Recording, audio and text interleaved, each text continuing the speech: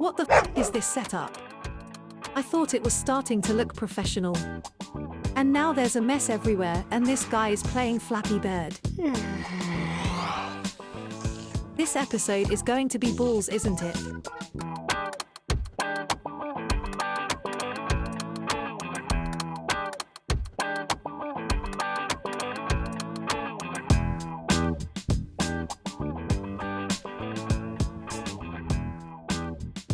Good morning, good afternoon, and good evening to everyone, and welcome to a very homely episode of Touch My Clock. Yeah. We decided to leave the headquarters, and we're doing it in the house. We thought it was more cozy, and we were too lazy, and it was a bit cold. So here we are. We set up something very quickly, but we'll hope that it gives a little more of a cozy vibe. And today we're talking about something that is quite homely. It's a brand that has existed for a long time, that's being revived, and we wanted to kind of bring the spirit forward. So what are we talking about, Jason? Universal Geneva? Universal Geneve, yeah. Way! Hey. So, Elliot, what's Universal Geneve? Just very quickly, what is it? The watch brand, sadly, during the quartz crisis, died. Yeah. So, for those that don't know, in the 1970s, there was Seiko that brought around the very first commercially available quartz watch. And what they essentially did was it reduced by nearly half the entire watch industry. Loads of watch brands said, well, all of our movements and the work that we're putting into it is a bit antiquated now that there is a battery that you can put inside of a watch. And so we're just going to stop working.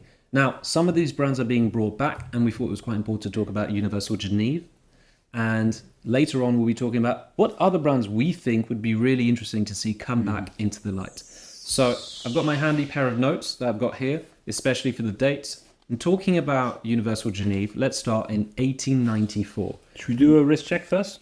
Before you jump into all of this history and stuff? But actually, talking about Universal Geneve, Elliot, would you like to? I'm wearing the Universal Geneve. I cannot tell you the model because I have no idea, but I got it from eBay.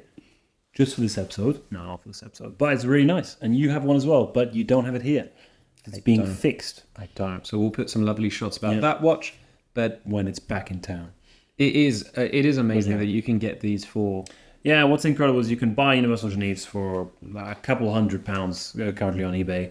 And of course, if you go to the more complex models, you get Polaratos, you get Tricompactus, then you got to spend a lot of money. But you still can do, and you can still get some cute pieces, just like the one here that you'll see on some lovely wrist shots, which are quite affordable. That's what we have. Yeah. Jason, you're excited. What have you got on?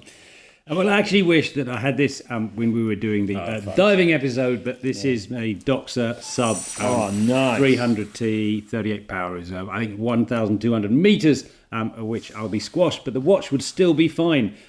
You know, I really like this particular watch is that it was built from the ground up as a dive watch. You know, none of this like we're going to add functionality and add depth. This was from the beginning as a dive watch. And Jacques Cousteau, of course, loved the brand so much that he bought the rights to sell in USA. And of course, in North America. Now, what's really interesting is they're all bright colours on Doxas. They're normally very orange. This is the Tiffany blue. And it's because underwater, it's much, much easier to see. And I thought, wow, you know what? I'm a dive master. I must have one. Is blue and here it easier is. to see underwater? Yeah. Most blue or orange, really, really strong colours are pretty good in terms of where they are. Used by Sea Lab divers, the Marine Foundation, and so forth. Just a lovely, lovely watch, and what I like on the back of that is, as you can see, it's got this wonderful strap just there. You just press that button, and it extends. You can just get it over your wetsuit. Nice. And the dive extension's very nice. Really nice little cube. Also I actually, in the dive episode, I actually did talk about the Doxa. It's just great credibility. Very and really good, lovely watch. I like this version as well. I don't know if you noticed, but this is the version 300T, which has a serrated bezel that goes around. Yeah, that to me it's easier with gloves to turn, isn't it? But it gives me shark vibes. It gives me more, diving vibe, more that kind of. That's a great piece. Very cool. Very nice. That's theft. So Max, what about you? What are you wearing today? I went roasting me. I went vintage as well. This was actually a piece that Elliot gave me this year, so I'm really fortunate for that. It's called the Global Sport. We'll show images later, of course. And it's a vintage tachymeter / world timer I suppose. Yeah, how you would use it, I'm not sure, but No idea. But this is the It's got opposite everything of on it. what we were just talking about. It's just loads of functions, Functions put and into functions one and watch. functions. The movement itself is total garbage. We tried to go service it, and it was just so expensive. Yeah, the guy refused, He anyway. refused. He said he couldn't. No. yeah, it's really cool. So All right, so now I apologise. That's all right. You can start. I forgot your the history. exact one. The universe. 1894 was the creation. It was two people. It was Nuna Émile Descombes and Ulysse Georges Perret. And then Nuna Émile Descombes basically died 3 years later after the start of the company. Oh. And then it switched to Perret and Berthoud in 1897. In the 1930s, that's where it transitioned to Universal Watch Co. Okay. Which, if you think of IWC, It's International Watch Company. right, so Yeah, I mean, a lot of them were being called. it was Pretty all just marketing, and then they switched again in 1937, and that's when it kind of officialized.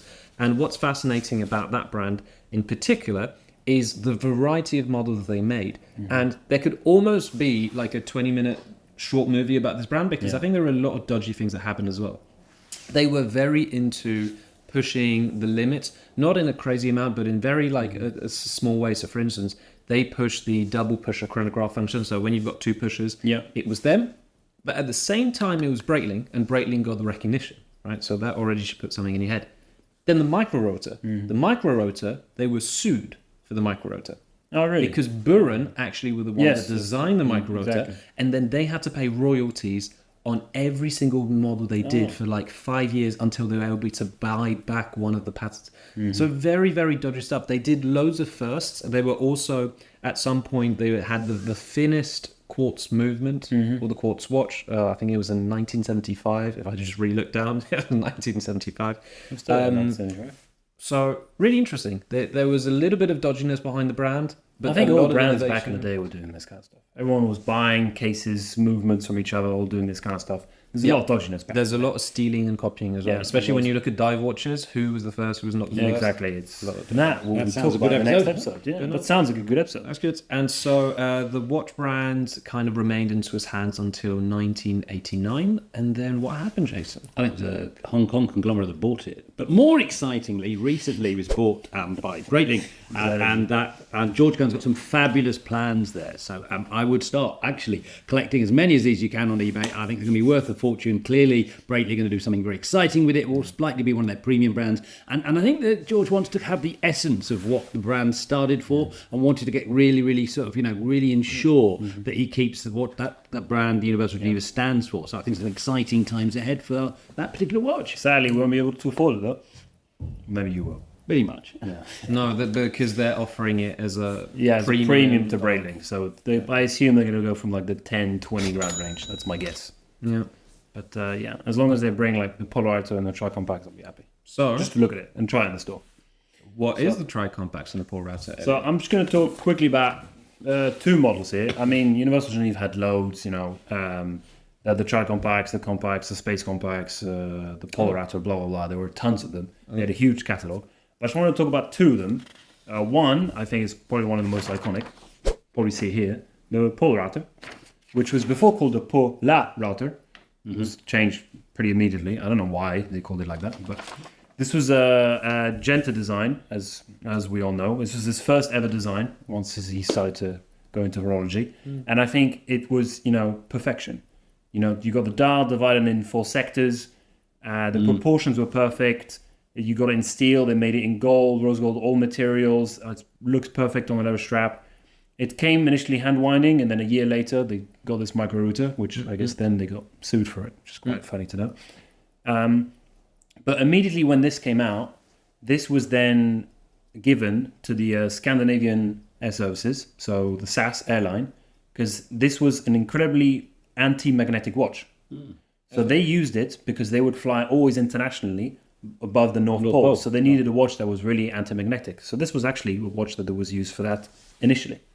So Gorgeous design. That whole square has been used quite a lot. It's really, really, for its time, avant-garde. it's really beautiful. I think and to this day, it still stands as a perfect piece to get. Icon. It used to be under 1,000. Now, sadly, it's a bit more than that. But I think it's still good. Yeah. And another one I was going to show Yeah, I'm going to ask you questions about that one. is the Nina Rand.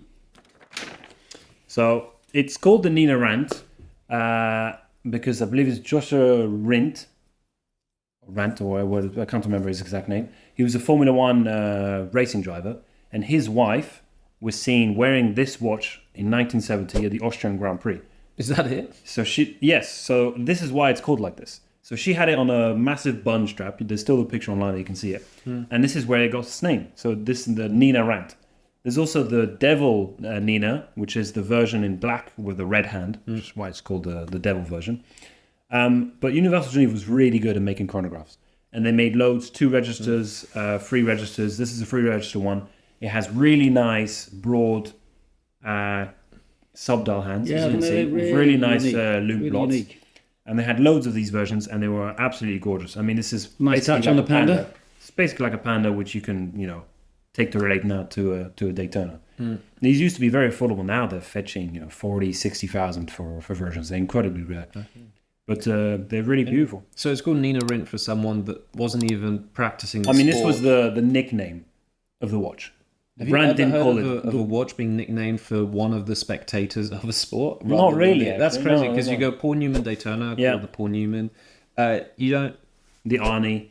Yeah. Etc. But no, this is from the wife of the Formula 1 driver. And actually, this Formula 1 driver was the only and first person to get the Formula World champion after he died. Bit grim, but there's a fun fact for you. What? Was his body stuffed into a car when he died? He died during practice in an Italian Grand Prix in the 70s, but he had enough points in that season to win the World Championship, so he won it after his death. So that's a fun one. Now we're taking the role of, we are George Kern, the CEO of Breitling. We want to buy a brand, we want to revive it. Why don't we start? Elliot, you started with the history. No, okay, I'll start. So I'm going to talk to you about Enicar. WeBuyAnycar.com. Well, here's some great news from WeBuyAnycar.com. WeBuyAnycar. WeBuyAnycar. You can see that we're British. So Enicar started as a family. As a family watchmaking business in 1854, and then the brand was founded in 1914 by Racine.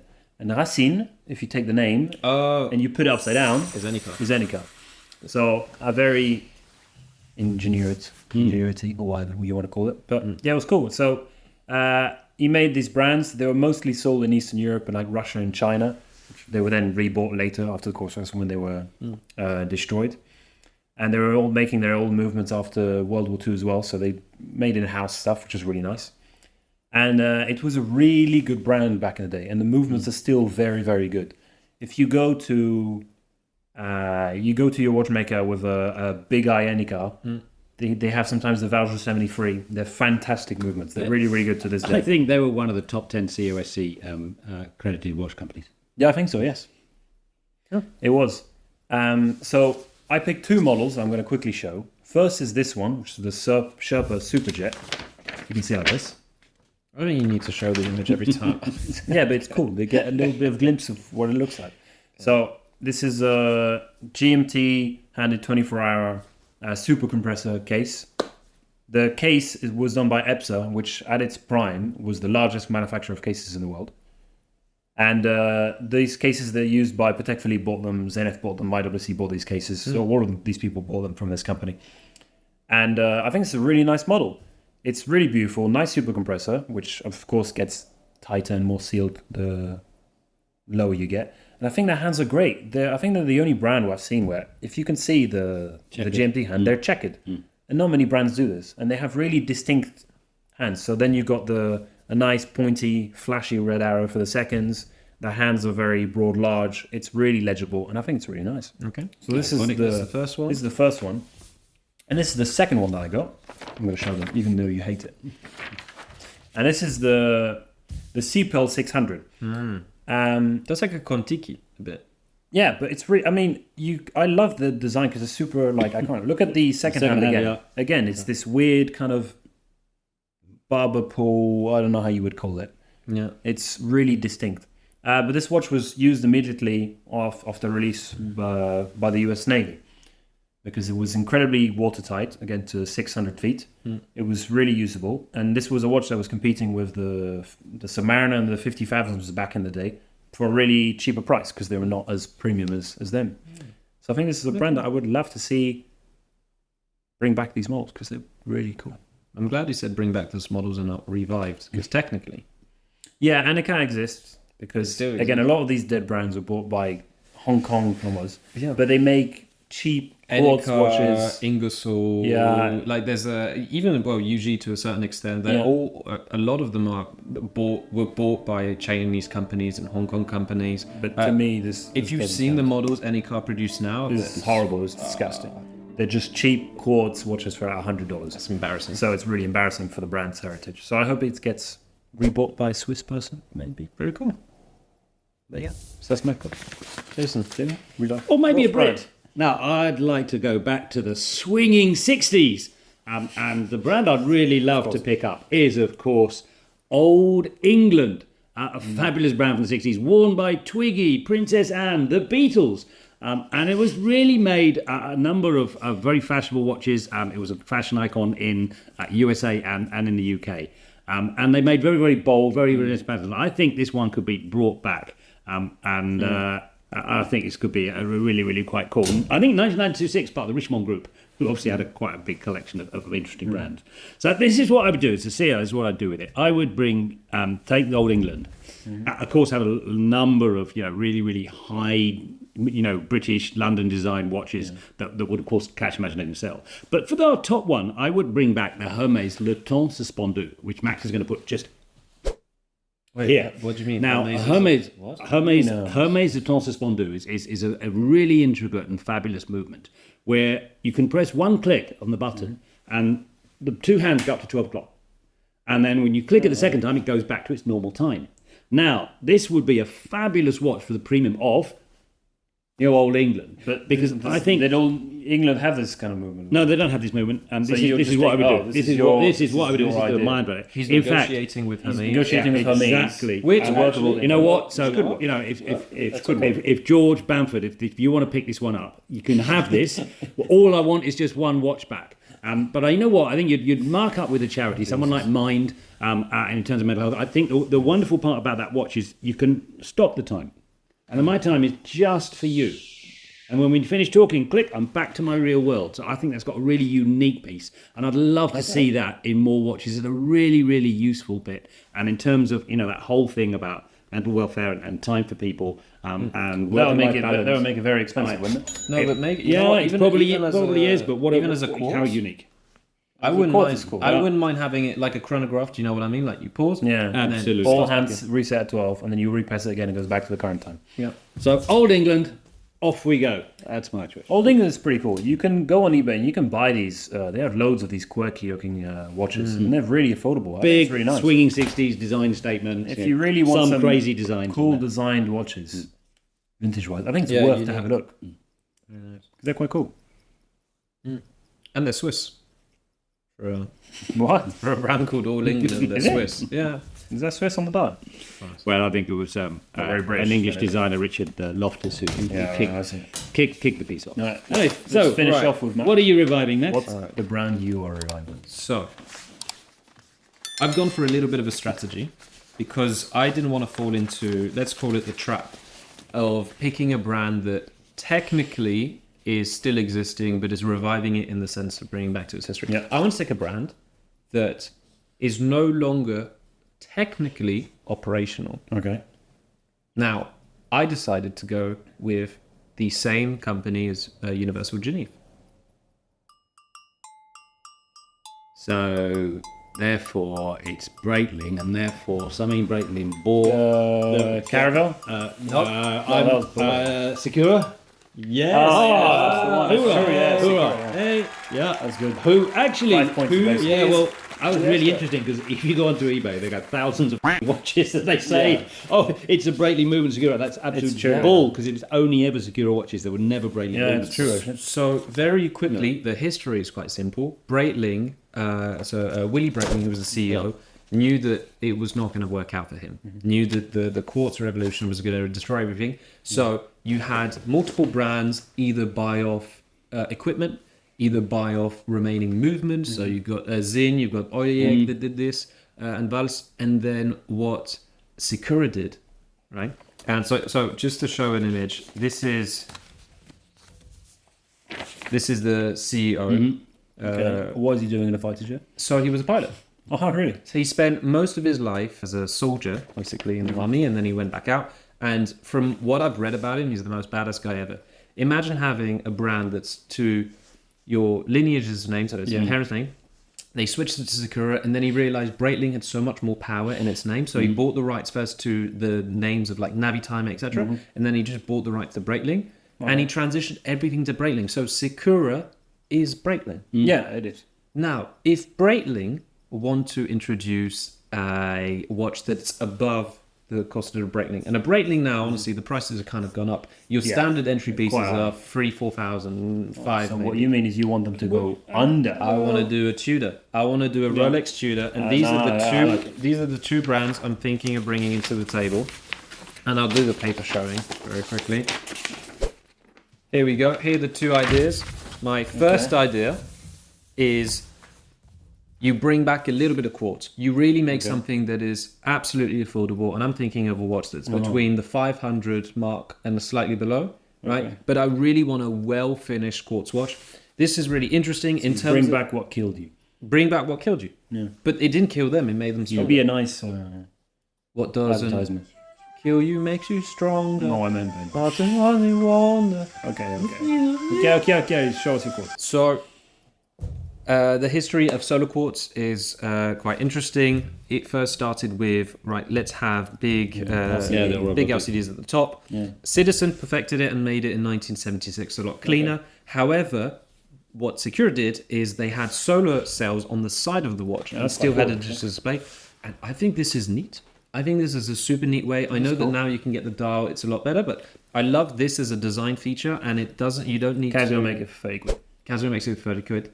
But I would bring it back with the refinement in the... As long as it's not done like Hamilton does it, where they bring back this LCD at like £500, which is, to me, is too much. No, so I would go 500 and below easily, but I wouldn't say it's the same. I would want it to still be very high quality. I want to bring this back to a level of finishing, watch finishing, that makes it... okay, fair enough. And then the second one, we were talking about interesting hands. This is the Sicura Globetrotter. So they did...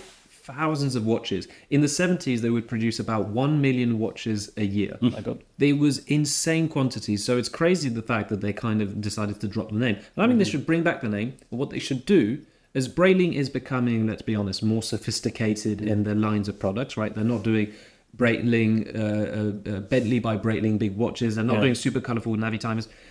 Make Sicura the Tudor version, where they make the very colourful ones. Look at the hands.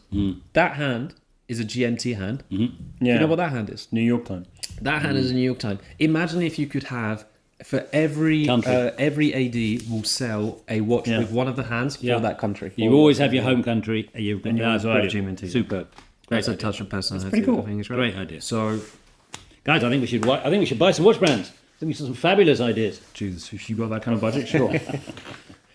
You know how you make a small fortune in the watch world? Brands?